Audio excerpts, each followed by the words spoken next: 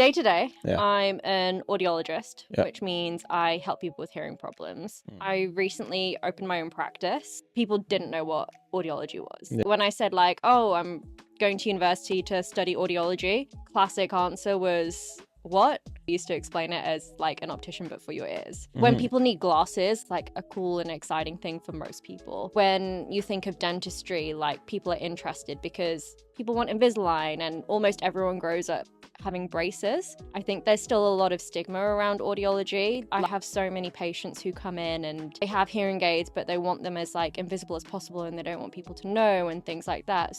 You're not looked at as a somewhat disability if you have to wear glasses. Whereas I presume the stigma that gets attached is if you're struggling to hear and you have to wear a hearing aid, is that you are disabled. There is a disability attached to it. Does that make sense? I'd completely agree with that. I think I've been saying literally for years, wait for the day Chanel or Louis Vuitton collaborate with a hearing aid manufacturer to come out with some design for a hearing aid. With most hearing losses, it happens so gradually and it happens so slowly. But once your hearing has changed, your hearing's never going to be perfect again. Everyone in my family knows what I do for a living. Yeah. Get asked the question all the time, why don't you help him? I felt really guilty about it. Because I feel like I should have been able to help him. I'm the one who did a bachelor's degree, then I did a master's degree, then I do a doctorate, and I can have all the qualifications in the world in my profession, and he's like the one person who I still could not help. Welcome everyone to another episode of the Unfiltered Podcast, where we take the eye out of unfiltered and put the emphasis directly on you. This is the one platform where we get to take down our filters and have raw, authentic and vulnerable conversations in regards to the challenges that we're all facing today. Now, if you're a fan of the unfiltered nature of this podcast and you want more of these conversations that I have on the show to be normalized, why don't you help me help you? To get more guests on and to have those difficult conversations in regards to the challenges we're all facing, I have to know what it is that you specifically want us to speak about. So if it isn't too much to ask, why don't you hit that subscribe button right now? And at the end of the episode, if it's been a hit for you, why don't you leave a thumbs up and leave a cheeky review in regards to what specifically resonates with you. Now, with that all being said and done, let's get straight back into the episode. Yovina, I want to say like that. Yeah. How are you? Good, how are you? I'm good. I still can't get past your accent. It's still there. It's still there. You know what? It comes out even more when I'm like a little bit nervous. Like whenever I present or anything like that, people are like, when did you move to England? Yeah. That's why I know it sounds. I'm like, you're not English. What are you talking about? She's meant to be from Birmingham, everyone. And yeah, clearly doesn't have that accent at all. How are you? Yeah, good. Things are busy at the moment, which is nice. Yeah. I prefer to be busy. Yeah, just trying to grow things, trying to do different things, and it's busy, but I like it. That's fair. So why don't you tell everyone a bit more about what you do on a 9 to 5 day-to-day basis? So day to day, Yeah. I'm an audiologist, Yeah. which means I help people with hearing problems. I can work with like pediatrics, balance patients. My preference and what I would consider my specialty is definitely hearing aids and hearing technology. So that's what I do day to day. I recently opened my own practice, so there's been a lot of work going into that. But I love it. I really enjoy what I do. Nah, amazing. You mentioned something prior to when we got on camera. Something across the lines of audiology isn't that pretty in terms of like other forms of, I suppose, the space of like science and all of that jazz. You said something across of like dentists, people just and being a doctor and all of that kind of stuff is very different to what it is that you're specifying and niching down into. Why do you feel that? For one, I feel that partly because it's getting a little bit better, but definitely when I entered the profession, when I was applying for university, when I was 18, so like 2011,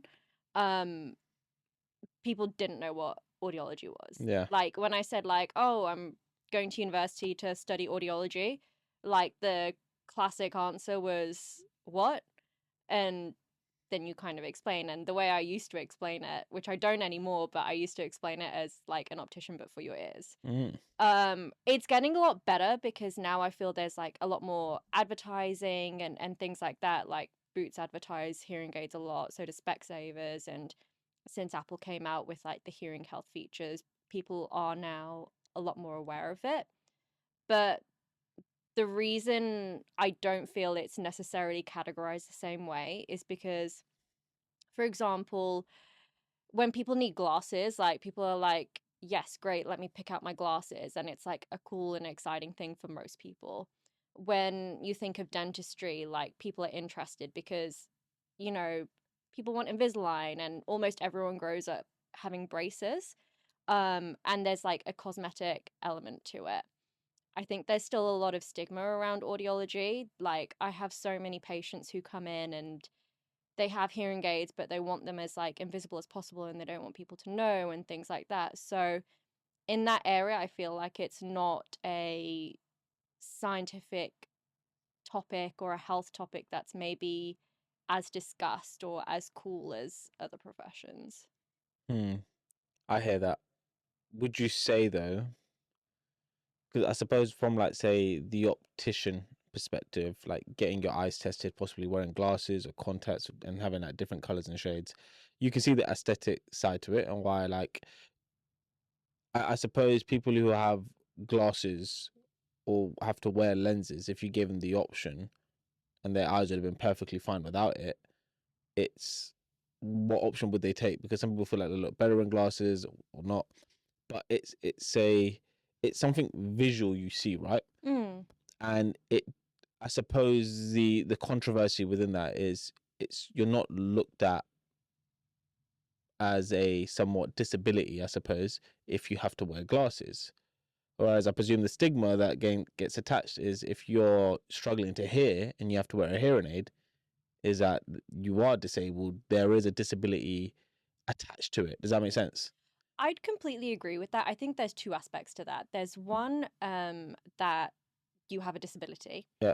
The other is that I think a lot of people still associate hearing loss with being old. Which is, I see where that's coming from because hearing loss comes naturally as a part of aging. For most people, they will have a hearing loss as they age. But also, hearing loss can happen to anyone at any time in their life for whatever reason. People can be born with it. They can develop it in childhood. You can have it when you're 20, 30, 40. But the association is still, you know, especially for people who are in their 50s maybe, I think part of the reason they're so hesitant with it is because, oh, if I have hearing aids, I'll look older than I am. But I completely agree with you in terms of what you're saying in terms of like the visual aspect with glasses and things. And I've been saying literally for years, like, wait for the day that like Chanel or Louis Vuitton collaborate with a hearing aid manufacturer to come out with some design for a hearing aid. The day that happens, I think everything would change. I hear it. I do hear it. Like it's what's trending, and that's what people want, right? What's trending. Like this is gonna go off topic, but like say Apple AirPods and people just putting buds in their ears right now to listen to music is a somewhat trending way to like listen to your music. We've gone away from maybe over-ear headphones and we plug these in. If the hearing aid audiology industry went down a line where you could put something in as disposable as like an AirPod in and it functioned very similarly. I know there's a lot of mechanics and everything behind it. I'm just talking shit right now, but the concept of how it then looks possibly doesn't come across then as something that's, oh shit, I shouldn't get that done. It's okay, cool. It looks a bit cool. Like it's fine. This is a cool way of me being able to put this in and being able to have a conversation with you. I do feel though that stigma is still attached because I have like my granddad's has had to wear hearing aids, and I think all my life he's always had to wear hearing aids. A few of my uncles possibly have had to wear hearing aids, and I say to my mum, like, Mum, you probably might need to get your ears tested because you're always like, but like respectfully, in that manner, you've got to be it's still associated as there's a problem with you, whereas I don't feel like there's a problem associated with you if you need to have glasses. Yeah. If we also go back, like whether if we go back years where people used to wear like the big thick glasses and they weren't cool, they weren't retro, but it's just something that you just had to wear to like function. That might have been a different time. Whereas now, because things are made to look a little bit more trendy and like getting your eyes tested and possibly having to wear glasses are a lot more common, people are going to jump into that space to check, make sure their eyes are fine. When it comes to hearing, I still feel like there is that association. Like, I don't know what it would look like or feel like to possibly have to get my ears tested to be like, yo, you might need to be careful what you're doing. Yeah. Like, maybe what do you think? Do you think there's more importance associated around what you see visually or what you hear? That's a really good question. And I do think there is more importance associated with what you can see. Yeah. Because you can physically see it, right? Like, you can physically see, like, when you're looking at a page or you're reading a book or you're looking at your phone, and you can physically see, like, oh, wait, like, that's not clear. Like, Yeah. With most hearing losses, it happens so gradually and it happens so slowly. And because of that, most people tend to not realize. And I think that's where like a lot of denial comes into it, because they're like, no, like, I can still hear, like, you're just mumbling. It's very easy when you physically can't see it to like then put the blame on someone else. And then there's also this whole thing of like, well, everyone mumbles these days. Which, fine, maybe they don't speak as eloquently as they did like 50 years ago, but I don't think in my experience people mumble that much. That's fair. What is it that you're trying to do? Because for the audience and people listening, people who don't follow you, know much about you, you're pushing out a lot of content. I'm seeing it on my page a lot in regards to like the practice, and I see your stories, and it's like you're really trying to build a name around like who you are, what it is that you do. But what's the goal in regards to this content creation you're pushing out right now? There's a couple goals. It started off with me starting the page when I started my practice to kind of share that I had a practice, what we're doing, maybe what we're doing a little bit differently. Yeah. The other aspect of it is there are quite a few audiology creators out there who talk about the technology side of audiology, what hearing aids are out, what new features are out, what are Apple doing with their AirPods and things like that, which is all really great, really important, and it does shine a light on the profession. What I'm trying to do also is talk a little bit more about the emotional aspect of hearing loss, and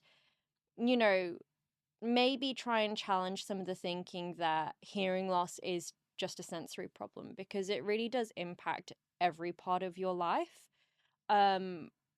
The other thing that I try to show as well is, and maybe shine a light on, is that yes, picking the correct hearing aid is very important, but equally as important, if not a little bit more, is making sure that you have an audiologist who understands what you need, who, can really, who understands what they're doing and how to set up a hearing aid correctly, because you can have the best hearing aid in the world, but if it's not set up right for you, it's not going to do a lot. So I try to talk about that a little bit as well. Talk to me about the functionality of that hearing aid as an example, just so I've got a bit more context. My understanding of it is something you wrap around, plug in, and I'm not sure like what the receiver does or whatever, but there's something within that then makes noise, I suppose, amplified and loud enough for you to be able to then hear a conversation. Is that essentially it, or is it anything attached to like the brain, or as in like break it down for like a dummy right now? Yeah, so I mean, the first part of that is that there's a lot of different types of hearing aids, but in terms of what probably 70-80% of people have, they have something called a receiver in the canal style hearing aid. So essentially you have the main body of the hearing aid behind your ear, you have a wire coming down, and then the receiver sits in your ear canal, and that's what delivers sound. In terms of what's in the main body of the hearing aid, there's a lot of things. There's the microchip, there's a sound processor, there's Bluetooth so it can connect to your phone and all that kind of thing as well. But if we get to kind of the crux of what it's actually doing, when we test someone's hearing it, we test across a range of pitches. And we're mainly testing the main kind of pitches that are involved with what you hear when you hear speech, because ultimately what we're trying to do is make communication easier. So we're prioritizing the speech area. When we test someone's hearing, that then develops a prescription for that person. And we set up the hearing aids according to that. So essentially what is being amplified is exactly what they need at each pitch. That's pretty much what a hearing aid does. Fine. And let's talk about the importance in regards to like why someone like myself should go and get my ears tested. Because again, for the record, I still haven't got my eyes tested. Delari will be on my case to saying the fuck's wrong with you, Pri. I've told you over and over again, get your eyes tested. I feel I'm probably like, say, the average Joe that thinks I can hear things quite fine, I can see things quite fine. With my teeth, I've got Invisalign done purely just for the fact that I just want my teeth looking a little bit more straight and a little bit more cleaner and something around that. Why should I get my ears tested? There's so many reasons. Hearing is so essential for communication. Yeah. And if even if you don't feel like you have any issues, it's still so good to get a baseline. Because if you get a baseline, then once you get your hearing checked, you only really need it checked about every 3 to 5 years, unless you feel like there's been a change before that. Yeah. But if you have a baseline, then every time we test your hearing, we can see how things are progressing, if there's a progression, and then if your hearing does change, the earlier that you do something about it, the so much easier it is. Fine. Because when I say that, this is also where things are a little bit different from optometry, because when you put glasses on, everything's perfect. You're pretty much seeing 20/20 again. As far as I'm aware, I'm not an but that's my understanding of it. But with hearing aids, there's no way to ever make your hearing perfect again. Once your hearing has changed, it's never, unless it's a conductive hearing loss or there's some kind of blockage somewhere, your hearing's never going to be perfect again. And hearing aids don't make your hearing perfect again. It makes things better, but it can't make things perfect. And hearing aids don't sound like your natural hearing, so there is an acclimatization process. So the earlier you do something about it, the so much easier it is for you in the long run. Fine. So let's break it down even further then. I appreciate that answer. Now dig into why I personally should get my ears tested. So break it down for like, say, me who follows your page, sees it and is not going to book in a test or book in an appointment just to get my ears tested. Why should I? Talk to me directly. Why should I get my ears tested? I mean, the first thing I would say is, if I'm talking to you directly, which I am, how do you feel about your hearing? Fine. I get like notifications on my phone at times tell me things are a bit too loud. I've always probably got like music in my ears if I'm like gymming and stuff. I don't ever feel like I can't hear things from a distance, I suppose, if that makes sense. Like, unless someone's mumbling downstairs and I can't hear them, it's more of a, how can you say that again? But usually I'm quite in tune to what I hear. Okay. Taking it away from you not hearing things at all, is there ever a time that you feel like things aren't as clear as they could be, or you're asking people to repeat or anything like that? Only if someone's speaking a little bit fast, possibly. Or if I feel like I haven't, it's probably like a technique, I haven't fully understood what it is they're saying. So my brain hasn't functioned that. So I'm like, can you repeat that again, please? Other than that, though, it's never a problem with what they've said. It's more of my processing of what they've said. So I would still even say that it's quite important for you to get a test because of that. But why? Because we're not at least in my consultations, I don't only test your hearing levels. Yeah.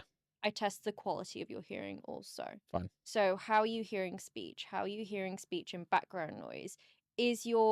How is your brain processing, picking out speech from background noise? Fine. So give me like, is that like on a scale, like very good, or is it like a number scale? How does that work? So when we test hearing, it goes from normal, mild, moderate, severe, profound. Okay, cool. So it's on a scale. Have you got an example where someone, let's say my age or similar, has come in and they think their hearing is fine, but turns out they should be a lot more careful? 100%. Okay, give me an example if you can. I had that really recently, actually. It was a guy about your age, and he runs his own company, so he's in meetings and things like that all the time. And most importantly, he had a family history aspect to hearing loss, similar to you, me, actually. Yeah, it's not good. It's not looking good. Because there is a genetic component to hearing. And his dad has hearing problems, his brother, it definitely runs in the family. So he came in because, like you, he didn't think there was any problem, but he wanted to get a baseline. He wanted to get ahead of it if there was anything. And we actually found that he did have noise-induced hearing loss. Fine. Because that is something that's very apparent when we test for hearing. You can really tell when someone's hearing loss has come about. You can tell when someone's hearing loss is, for the most part, whether it's something they've been born with. We can tell if it's age-related. We can tell if it's noise-induced by the shape of it most of the time. So this person that came in had the test. A bit like myself, has got like a family-related genetic issue with hearing. What happened then? So for him, it was quite good, actually. It was, we caught it pretty early on. Yeah. So it was pretty borderline. Yeah. So it wasn't at the point where necessarily he needed to have hearing aids or anything like that. What we did is we had a conversation around strategies when he is in noise, because he listens to a lot of music. Like you, he gets a lot of notifications on his phone, his Apple Watch, whatever. So it was strategies around how to help in those situations so that it doesn't develop in the same way. And we also discussed noise protection as well. Yeah. So getting earplugs, kind of, he's starting out with the foam ones just to see how he feels. Yeah. But we discussed the possibility of getting like some custom made plugs for when he is in those noisy situations to protect his hearing a bit more. If you travel a lot, is that going to play a part as well? If you're up and down, like getting flights and stuff, because they always give you earplugs sometimes, right? Does that play a part? Or is that a little bit more on the don't stress too much? I tend to advise not to stress so much. Okay, for some people, because of like the way, like the construction of their eardrum, it can be a little bit painful. Yeah. But in terms of noise, it's not something I tend to worry about massively for people. Fair. And what's the process then on the back end of it? Because like, if I take on your advice right now and I come see you in a couple of weeks' time to have like my ears looked at, tested, you run your diagnostics and you give me a little rough idea of things I should be precautionate about. Maybe you might suggest a couple of things I should be doing within the short term, for the long term, to be a bit mindful of. What does that then look like for me moving forward? Because I suppose one of the biggest fears, and like maybe not so much with me with like going back to the opticians, it's kind of don't want to be told that you've got a problem, and so you kind of then want to avoid hearing that. I don't want to come and see you and you tell me, yeah, I'm not going to lie to you, in 10 years time something might happen in regards to your hearing. You might want to think about, like, yes, you want to prepare, but don't tell me that, because like I've still got more concerts I want to go to, I've still got more conversations I'm going to have, and like no one wants to hear that. So I suppose we avoid possibly coming into those scenarios. That makes sense? But it wouldn't change the fact that you're going to concerts or having conversations. I know. But like knowing that this is an inevitability coming up, I suppose that then creates a fear, and then it's an avoidance strategy. based on that, do you think you have a stigma around hearing loss and hearing aids? No, I don't. I just looked at like how, let's say, when I've spoken to like my granddad, for instance, as an example, I can appreciate like you actually have to speak a little bit louder for him to understand, or possibly then write things down for him to process it.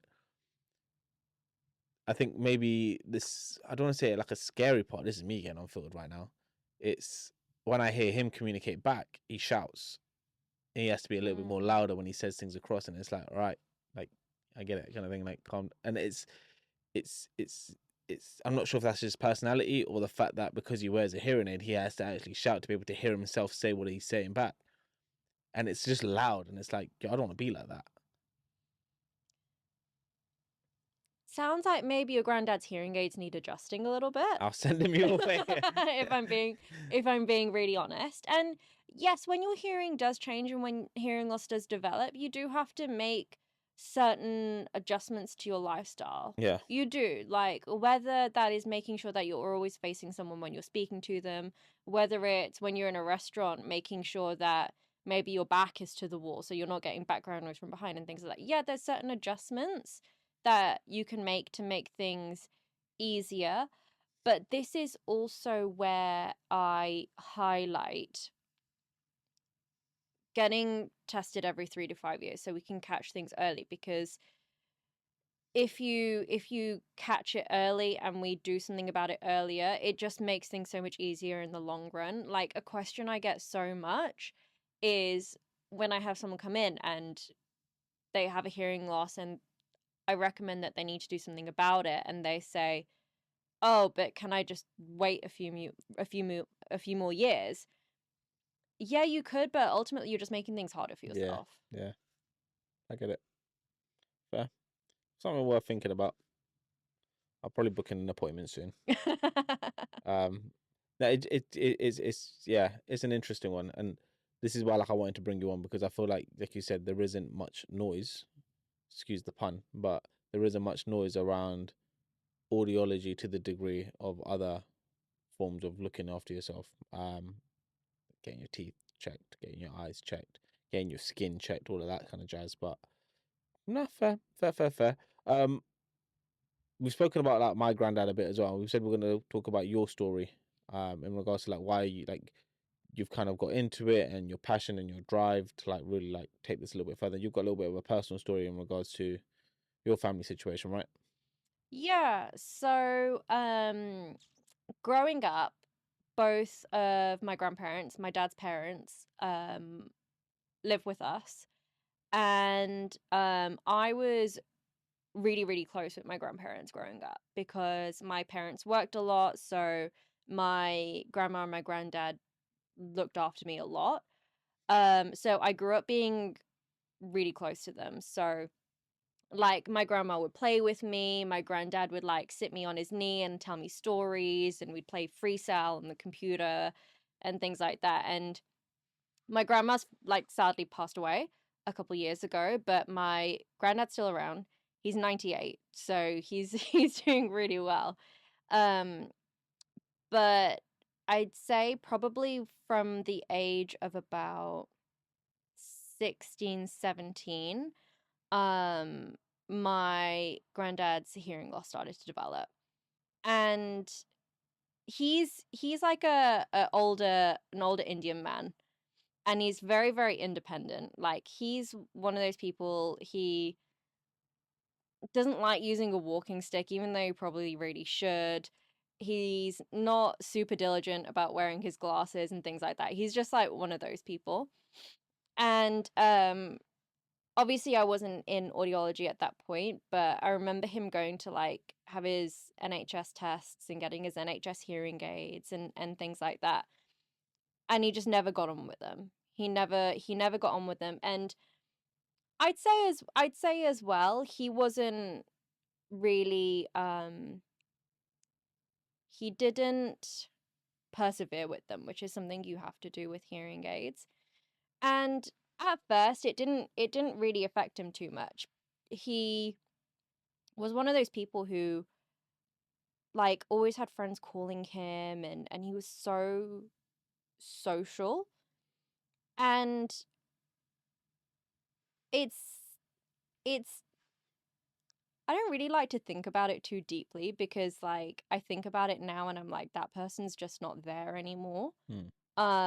Because as his hearing loss has developed, it's pretty severe now. He can't hear much at all.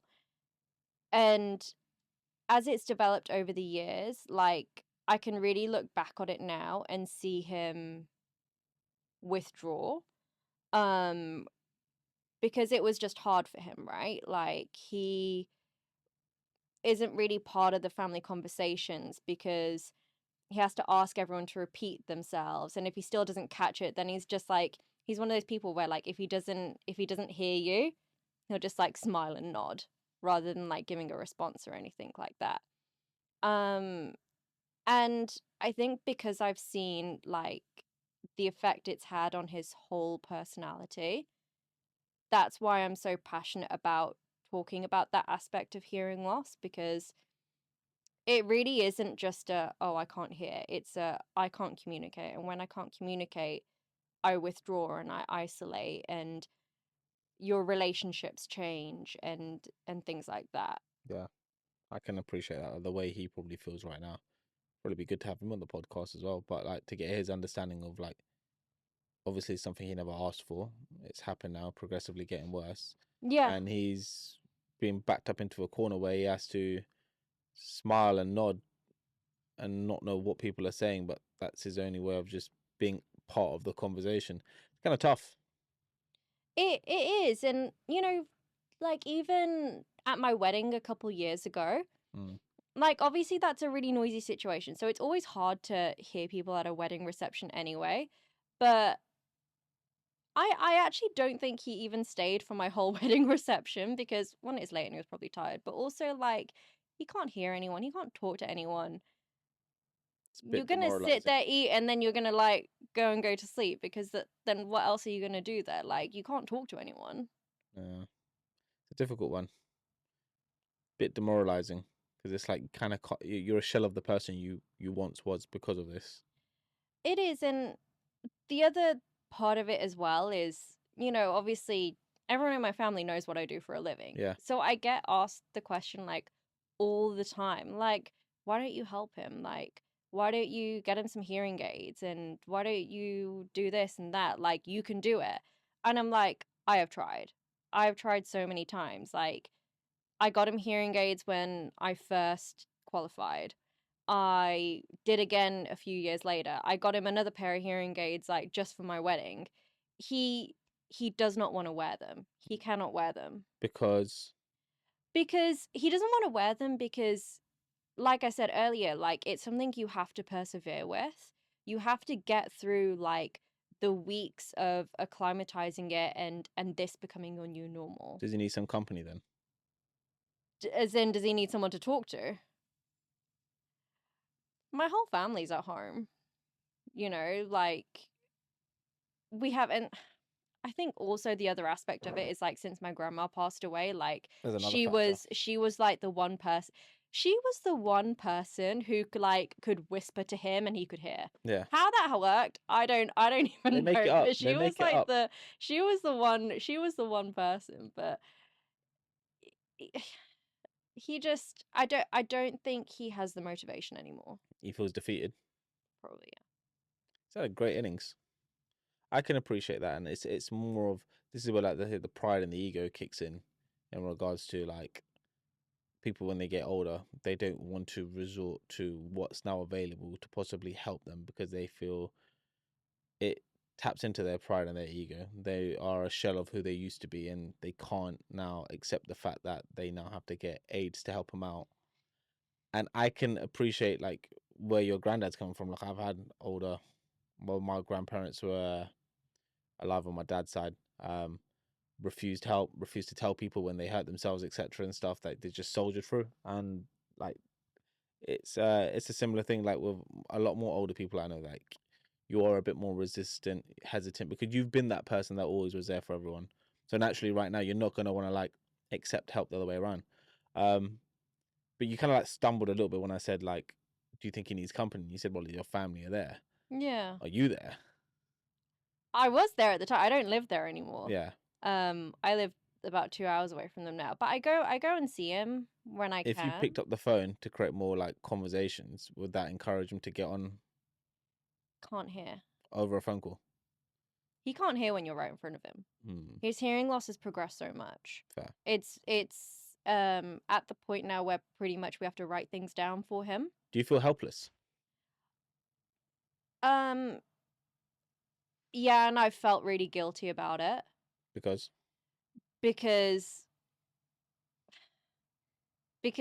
I feel like I should have been able to help him. Like, I'm the one who did a bachelor's degree, then I did a master's degree, then I do a doctorate, and I can have all the qualifications in the world in my profession, and he's like the one person who I still could not help. But you've also said at the very beginning of this episode that it's a cause you can't help. It's something that's going to happen and it's going to get worse. So, if anything, this is just me trying to hone back in on you. You, once you said you qualified as a doctor, you tried. Why are you beating yourself up a little bit? Because part of me sees how my relationship with him has changed. I see how my dad's relationship with him has changed, and my mum and all his kids. And I do feel partly responsible for the fact that he's withdrawn, because I'm like, what if I did this, or what if I did that, or if I'd done something different, would it have been different? There's a likelihood it could have been, but why are you living with the what ifs? I don't know, I'm a bit of a perfectionist. I don't know. I feel as the guilt associated is based on the fact of like, and I suppose I could ask doctors who work in hospitals the same question. Sometimes there's things you just can't do in a scenario. You can do the surgery, but if it doesn't take away the pain, if it doesn't go successful, or like, you can make people aware. You already made me aware that like, probably like it might be a genetic thing. It's worth probably having a look at. Respectfully though, if your hearing is going to go, naturally those relationships are going to change. The only thing possibly you could have maybe have done different is create a space where he doesn't feel the way he does right now. But respectfully, that's on him to then take that action, right? And like you said, he's 98. He's done what he needed to do. He's also now missing the one person who could hear him, and he could hear her. So like, you do feel isolated, so you got to give him some love for that. Respectfully though, you got to give yourself love and not beat yourself up for it. It's a bit of an interesting one, because things change, right? As in, like, don't get me wrong, people get like older. I know this from my grandparents. Similar to you, I pretty much grew up with mine, and like, I remember like my granddad and I used to like run up one of the roads, a little race. He'd let me win, and then like cricket in the garden and stuff like that. And then naturally, as they get older, they can't do some of those things that we possibly once used to do. I'm talking about like the basics now. Cooking. I remember when my gran couldn't like get up to stand by the stove and do her madness on with whatever she was throwing in. Yeah, we lost a lot of that. We lost the taste. Like, not saying my mom's cooking ain't great. I'm just saying like gran's cooking hit those taste buds like to a different level. But you got to adjust and get used to it. And I feel like you can always look back and think to yourself, could I have done more of this? Could I have done more of that? Possibly. You can't beat yourself up for what you did at that moment, because obviously in that moment you tried, right? Like you said, you've offered other aids. It's just for him not to want it. And I suppose you're probably a bit pissed off of yourself to the degree, because where you are right now, you know a lot more about it. You wish you had that knowledge back then, but naturally you didn't. Just look at it as what you can start doing right now is taking your knowledge to help someone else who's possibly going to get close to being in your granddad's situation a lot more earlier.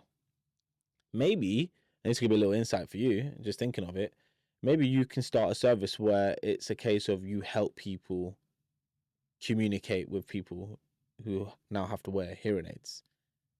And maybe use your knowledge and your experience to help people through that, because there's a story there. I think that's a great shout. That's a fucking, I don't know how I pull that out. Like, that's what we do. It's not what we do.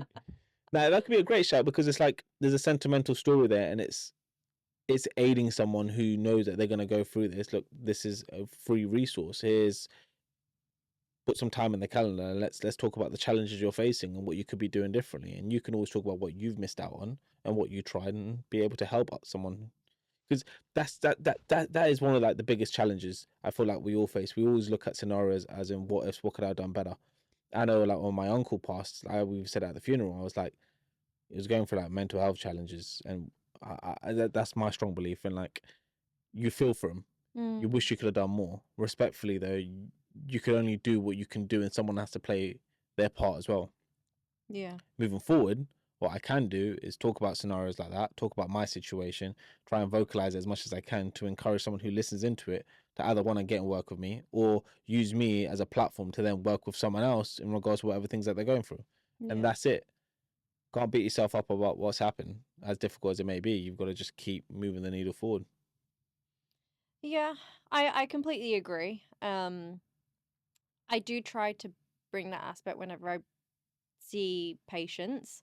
And I try to think, you know, they might not be my grandparents sitting in front of me, but it's someone's grandparent. So I'm going to treat them as if they're my grandparent, which means I'll be as honest as I need to be with them.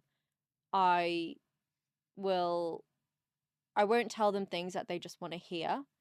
It's important to tell people the truth because I tell my own grandparents the truth, you know?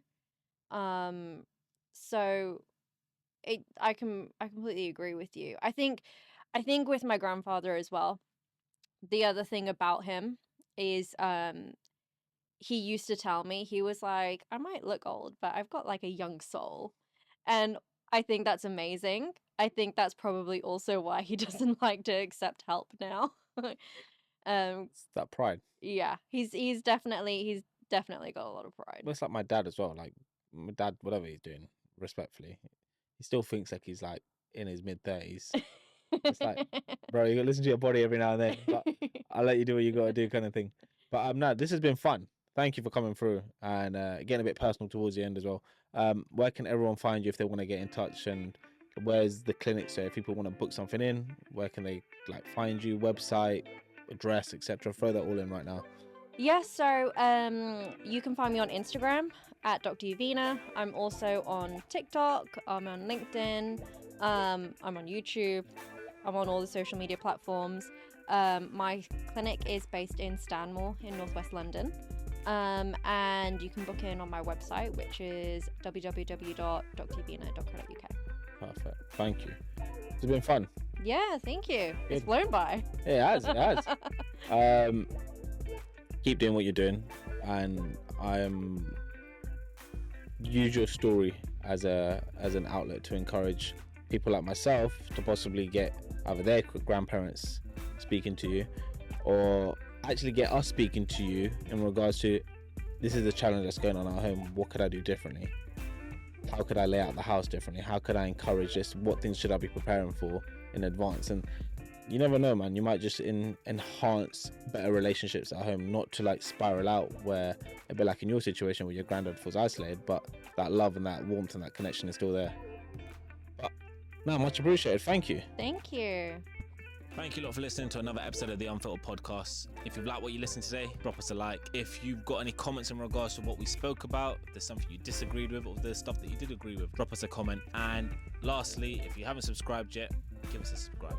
Whether you listen to this on Spotify, Apple, or if you're watching this on YouTube, every subscribe goes a long way. And look, why wouldn't you subscribe? If you like the unfiltered nature of the podcast, surely you want to be in tune to whenever the next episode is coming out, right? Anywho, I'll catch you in the next episode of the Unfiltered Podcast. It's been your boy Pri, and I'm signing out. Peace.